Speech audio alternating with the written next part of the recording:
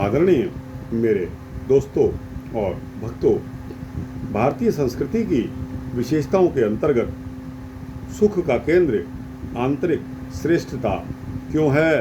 दोस्तों, इस सूक्ष्म वृत्तांत पर आपके समक्ष यह वृत्तांत रख रहा हूँ।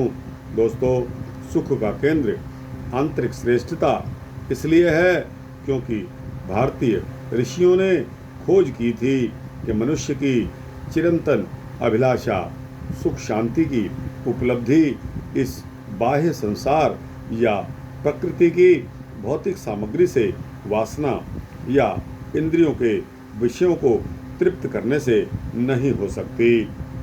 पार्थिव शरीर, पार्थिव संसार हमारी तृष्णाओं को बढ़ाने वाला है। एक के बाद एक नई सांसारिक वस्तुओं की इच्छा करना और तृष्णाएं निरंतर पैदा होती रहती हैं। एक वासना अभी पूरी नहीं हो पाती कि नई वासना जन्म ले लेती है। मनुष्य अपार धन संग्रह करता है, अनियंत्रित काम क्रीड़ा में सुख ढूंढता है, लूट खसोट और स्वार्थ साधन से दूसरों को ठगता भी है, धोखाधड़ी छल प्रपंच नाना प्रकार से षड्यंत्र करता है, विलासिता नशेबाजी ईर्ष्या द्वेष में प्रवृत्त होता है, परंतु स्थायी सुख और आनंद नहीं पाता। एक प्रकार की मृग तृष्णा मात्र में अपना जीवन नष्ट कर लेता है। उल्टे उसकी दुष्ट प्रवृत्तियां और भी उत्तेजित होती हैं। जितना जितना मनुष्य सुख को संसार की बाहरी वस्तुओं में मानता है, उतना ही व्यक्तिगत और सामूहिक जीवन अतृप्त, कंटकाकीर्ण, दुखी और असंतुष्ट, उलझन भरा हो जाता है। हिंदू तत्ववेताओं ने इस त्रुटि को देखकर ही एक निष्कर्ष निकाला कि स्वार्थपरता और सांसारिक भोग कदापि स्थायी आनंद नहीं दे सकते। हमारे स्थायी सुखों का केंद्र भौतिक सुख सामग्री ना होकर आंतरिक श्रेष्ठता है।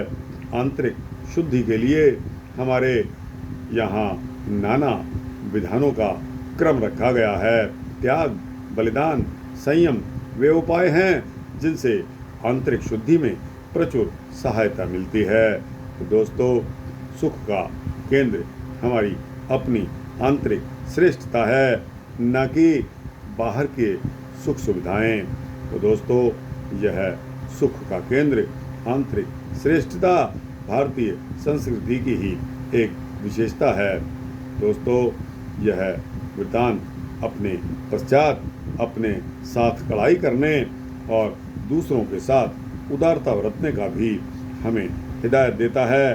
भारतीय संस्कृति में अपनी इंद्रियों के ऊपर कठोर नियंत्रण का विधान है। जो व्यक्ति अपनी वासनाओं, अपनी इंद्रियों के ऊपर नियंत्रण कर लेता है, वही वास्तव में दूसरों की सेवा कार्य में हाथ बटा सकता है, जिससे स्वयं अपना शरीर, अपनी इच्छाएं, अपनी वासनाएं, आदतें ही नहीं संभलती। वह क्या तो अपना हित और क्या लोक हित करेगा।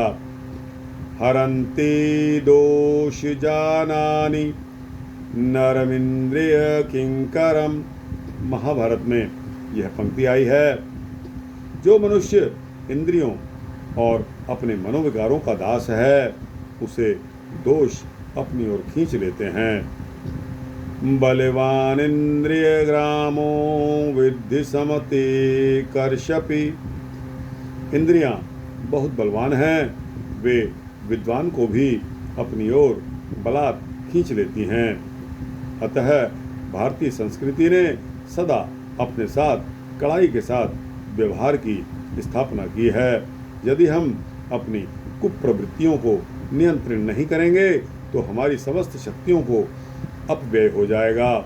आदर्श भारतीय वही हैं जो दम एवं यम दम, दान एवं यम इन तीनों का पालन करते हैं। दम, दान और यम, इन तीनों का पालन करने वाला। इन तीनों में विशेषतः टस अर्थात इंद्रिय दमन भारतीय तत्वदर्शी पुरुषों का सनातन धर्म है। इंद्रिय दमन आत्मतेज और पुरुषार्थ को बढ़ाने वाला है। दम तेज को बढ़ाता है। दम परम पवित्र और उत्तम है। अपनी शक्तियों को बढ़ाकर दम से पुरुष पाप रहित एवं तेजस्वी होते हैं। संसार में जो कुछ नियम, धर्म, शुभ कर्म या संपूर्ण यज्ञों के फल है, उन सब की अपेक्षा दम का अधिक महत्व है। दम के बिना दान रूपी क्रिया की यथावत शुद्धि नहीं हो सकती। अतः दम से ही यज्ञ और दम से ही दान की प्रवृत्ति होती है। जिस व्यक्ति ने इंद्रिय दमन और मनोनिग्रह द्वारा अपने को वश में नहीं किया है, उसके वैराग्य धारण कर वन में रहने से कोई लाभ नहीं, तथा जिसने मन और इंद्रियों को भली भांति दमन कर लिया है, उसको घर छोड़कर किसी जंगल या आश्रय में रहने की कोई आवश्यकता नहीं।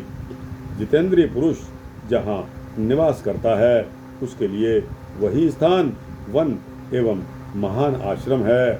जो उत्तम शील और आचरण में रत है, जिसने अपनी इंद्रियों को वश में कर लिया है और जो सरल भाव से रहता है, उसको आश्रमों से क्या प्रयोजन। विषयासक्त मनुष्यों से वन में भी दोष हो जाते हैं, तथा घर में रहकर भी पांचों इंद्रियों पर नियंत्रण प्राप्त कर लिया जाए तो वही तपस्या है। जो सदा शुभ कर्म में प्रवृत्त होता है, उस वीतराग पुरुष के लिए घर ही तपोवन है। जो एकांत में रहकर दृढ़ता पूर्वक नियमों का पालन करता है, इंद्रियों की आसक्ति से दूर हटता है, आध्यात्म तत्व के चिंतन में लग जाता है, वही भारतीय संस्कृति का फूल है। एक और जहाँ भारतीय संस्कृति इंद्रिय संयम करके उपदेश देती है, वहीं दूसरी ओर वह दूसरों के प्रति अधिक से अधिक उदार होने का आग्रह करती है। सच्चे भारतीयों को दूसरों की सेवा, सहयोग और सहायता के लिए प्रस्तुत रहना चाहिए। सत्यस्य वचनं श्रेयः सत्यज्ञानं तु दुष्करं यद्भूत हितमत्यन्तं एतत् सत्यं बद्रीम्यहम्। अर्थात सबसे बढ़कर कल्याण करने वाला सत्य का कथन है, परंतु सत्य का ज्ञान तो बहुत ही कठिन है, इसलिए सुगम रूप से उसी को मैं सत्य कहता हूँ, जो प्राणियों के लिए अधिकतः ज्यादातर हितकर हो।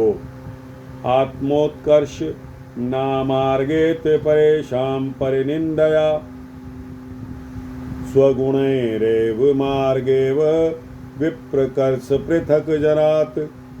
दूसरों की निंदा से अपनी उन्नति को कभी न देखें, अपने सद्गुणों से ही दूसरे मनुष्यों की जो उन्नति चाहे वही सच्चा भारतीय है। भारतीय संस्कृति के उपासक सदा निर्बलों, अपनी शरण में आए हुओं अतिथियों को सहायता देते हैं। भारत में सदा दूसरों के साथ उदारता का व्यवहार रहा है। जो लोग बाहर से मारने के लिए आए, जिन्होंने विष दिया, जिन्होंने आग में जलाया, जिन्होंने हाथियों से रौंदवाया और जिन्होंने सांपों से डसवाया, उन सब के प्रति भी हमारी भारतीय संस्कृति उदार रही है। मित्र भाव से सद्व्यवहार ही करता रहा है। हमने सभी में भगवान को देखा है। हाथी में विष्णु, सर्प में विष्णु, जल में विष्णु, अग्नि में भी भगवान विष्णु को देखा है। तो फिर पशुओं और मनुष्यों की बहुत ही ऊंची बात है। हम मनुष्य मात्र को प्यार करने वाले उदार जाति के रहे हैं। तो दोस्तों, हमारी भारतीय संस्कृति हमें इतना उदार बना देती है कि हम पल भर में ही किसी दूसरे के काम आने लगते हैं। यह हमारी भारतीय संस्कृति की विशेषता है। दोस्तों, यह वृतांत यहाँ समाप्त होता है। आपको कैसा लगा? अच्छा लगा हो तो इसको लाइक और शेयर करते हुए अपने दोस्तों, भक्तों, मित्रों, जिज्ञासुओं के पास अवश्य भेजना। दोस्तों, कमेंट सेक्शन में जाकर अपनी राय अवश्य देना। आपकी राय मेरे लिए ईंधन का काम करती है। दोस्तों, मुझे खुशी होती है कि आपने मेरे वृतांत को सुना, उस पर प्रतिक्रिया व्यक्त की, आपके क्या राय है। और दोस्तों, इस चैनल को आप सब्सक्राइब कर देंगे तो आपको इसी तरह के सूक्ष्म भक्ति वृतांत मिलते ही रहेंगे। दोस्तों, ऐसा मेरा संकल्प है। जय श्री राधे, जय श्री कृष्णा, जय श्री राधे कृष्णा।